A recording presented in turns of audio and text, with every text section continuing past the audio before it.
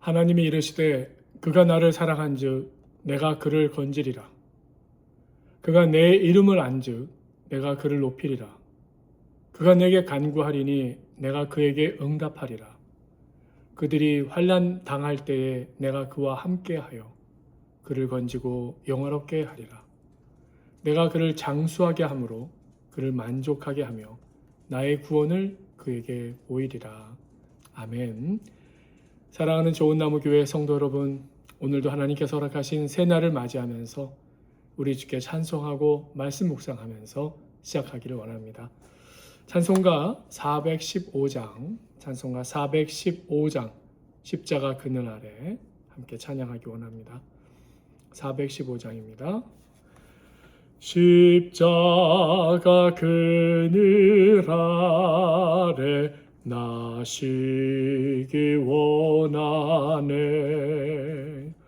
저 햇빛이 뜨겁고 또 짐이 무거워 이 광야 같은 세상에 늘 방황할 때에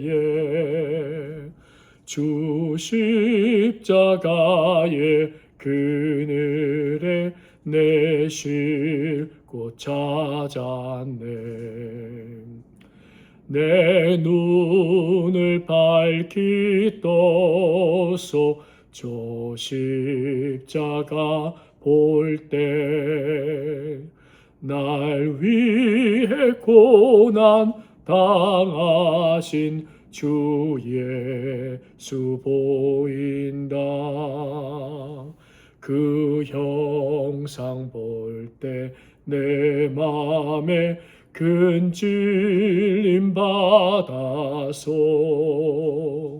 그 사랑 감당 못하여 눈물만 흘리네. 십자가 그늘에서 나 길이 살겠네. 나 사모하는 광채는 주 얼굴뿐이라. 이 세상 나를 버려도 나 두려움 없네. 내 한량 없는 영광은 십자가뿐이라. 아멘. 아멘.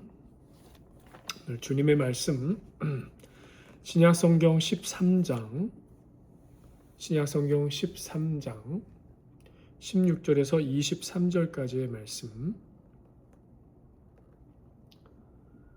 신약성경 사도행전 13장 16절에서 23절까지의 말씀을 읽겠습니다. 제가 가진 성경 신약성경 209페이지였습니다. 말씀 읽겠습니다. 바울이 일어나 손짓하며 말하되 이스라엘 사람들과 및 하나님을 경외하는 사람들아 들으라.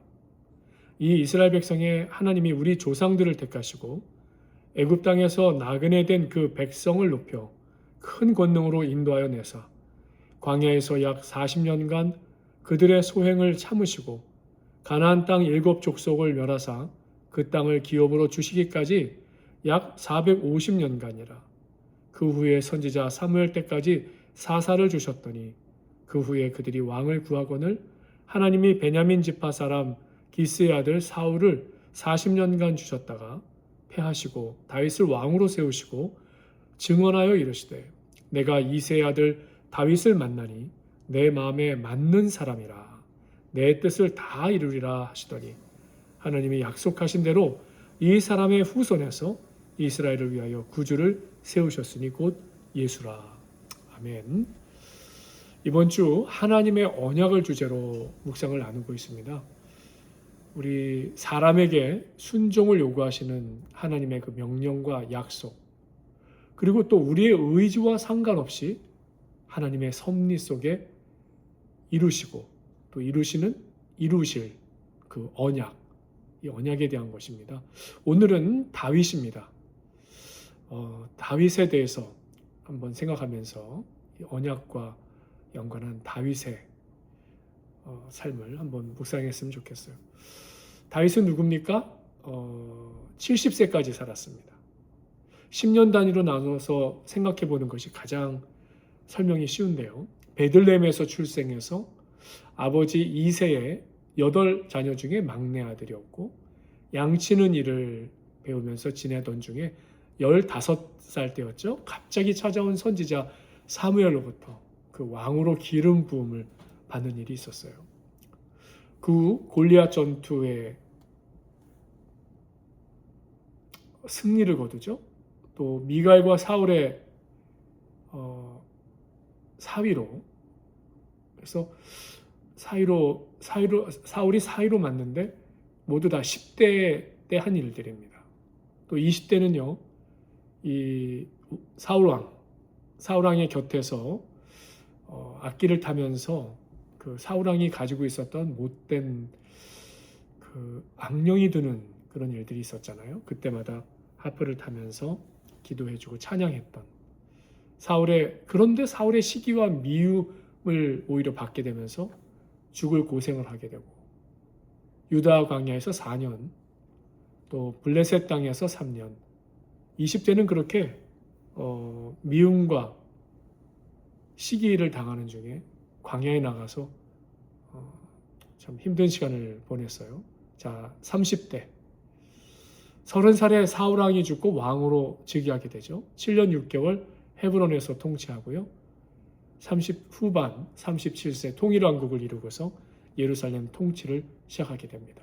40대 때는 이 유다 예루살렘으로 옮겨진 그곳에서 33년 동안의 기반을 다지는, 통일왕국의 기반을 다지는 이 왕으로서의 삶을 살았다. 왕으로 사는 중에 50대는 큰 제약과 후유증으로 고생하는 10년이었다 할 수 있어요. 아람 전쟁에 부하들 병사를 보내고 왕궁에서 그 밧세바, 신하의 아내죠, 밧세바를 범하는 사건, 또 낳은 아들은 죽게 되고, 왕자들의 반란을 겪어야 됐죠. 첫째 암몬, 셋째 압살롬, 결국 자신들의 죽음을 겪는 경량의 세월. 이 50대였어요. 60대는 본인이 세웠다 생각하는 이 통일왕국 2차 인구조사를 명령하죠. 다윗의 이러한 마음의 교만을 꿰뚫어 보시는 하나님의 진노로 7만 명의 남자, 가정으로 생각하면 약 30만 명이 넘는 백성이 이로 인해 죽음을 당하죠. 그리고 70세에 별세합니다. 자, 다윗을 통해서 하나님께서 어떤 부분을 우리에게 알려주십니까?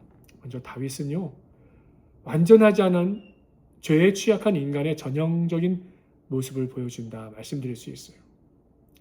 그런데 다윗이요, 이 부족하고 연약한 존재이지만 그때마다 주님과 멀어지기보다는, 사울 왕은 그랬죠. 하나님께 약속을 지키지 않고 순종하지 않고 점점 하나님과 멀어져가는, 점을 치고 우상 숭배에 빠져드는, 욕망에 사로잡혀 살다가 결국은 죽임을 당하는. 그런데 이 다윗은 정반대예요. 주님과 멀어지지 않습니다.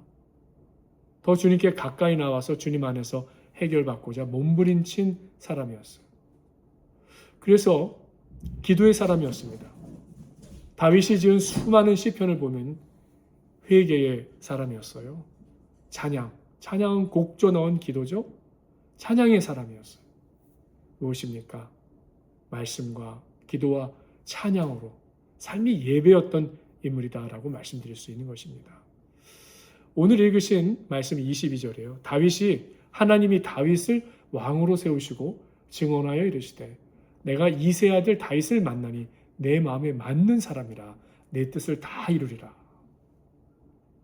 내 마음에 맞는 사람, 내 마음에 합한 사람이라 하나님께서 칭찬하시고 주님의 뜻을 이루신다 언약하셨던 것입니다.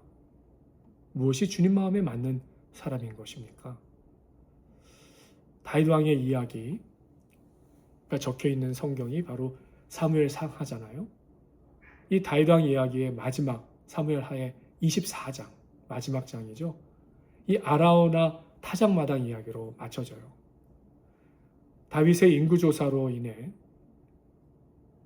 다윗이 높아지려는 교만을 아신 하나님께서 진노하셔서 30만 명에 이르는 희생자가 발생한 사건 앞에서 다윗이 하나님 앞에 깊은 회개의 제사를 드린 자리가 아라우나 타작마당이에요. 회개의 제사를 드린 그곳, 그 후손인 솔로몬이 그곳에 성전을 세우죠. 또 후에 예수님께서 1000년 후에 오셔서 그 아라우나 타작마당에 있었던 그 언덕, 그것이 골고다 언덕이 또 그 일부이죠. 우리의 죄를 감당하시는 십자가의 자리가 된 것입니다. 하나님의 언약의 섭리는요, 이러한 불완전한 인간을 통해서 결국 23절 말씀처럼 하나님은 예수 그리스도에 오실 혈통과 자리를 마련하셨다라는 것이죠.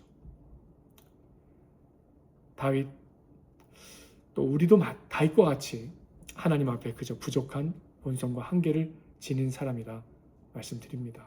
그럼에도 또한 다윗처럼 매일매일 하나님 앞에 정직한 기도와 회개의 삶을 이어가시는 저와 여러분이 되시기를 소망하며 하나님께서 선한 선리 이루시는 은혜를 경험하며 살아가시기를 축원드립니다. 기도하겠습니다. 하나님께서 구하시는 제사는 상한 심령이라. 하나님이여, 상하고 통회하는 마음을 주께서 멸시치 아니하시리로다. 주님, 오늘도 주님 앞에 정직한 심령으로 살게 하소서. 주여, 또한 주님 사랑하는 어머님을 먼저 주님 폼에 보내드린 우리 최정원 집사님과 고영미 권사님 가족분들, 이번 토요일에 장례 준비 과정 중에 있습니다. 이 모든 것 위에 크신 은혜, 크신 위로로 함께 하시고 주여 천국 소망, 하늘이 열리는 더욱더 주님에 대한 믿음의 소망을 이루는 아버지 귀한 장례식 되게 인도해 주시옵소서. 가족들 위해 은혜 베풀어 주시옵소서. 예수 그리스도 이름으로 기도하옵나이다. 아멘. 계속해서 기도하시고 주님과 동행하시는 믿음으로 사시는 귀한 하루 되시기를 축원드립니다.